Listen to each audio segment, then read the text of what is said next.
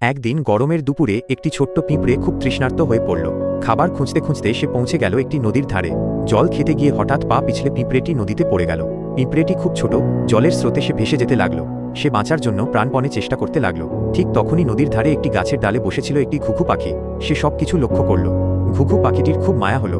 ঘুঘু পাখিটি সঙ্গে সঙ্গে একটি পাতা ছিঁড়ে নদীতে ফেলে দিল। পিঁপড়েটি সেই পাতার ওপর উঠে পড়ল। কিছুক্ষণ পর পাতা ভেসে নদীর ধারে এসে লাগলো। পিঁপড়েটি বেঁচে গেল।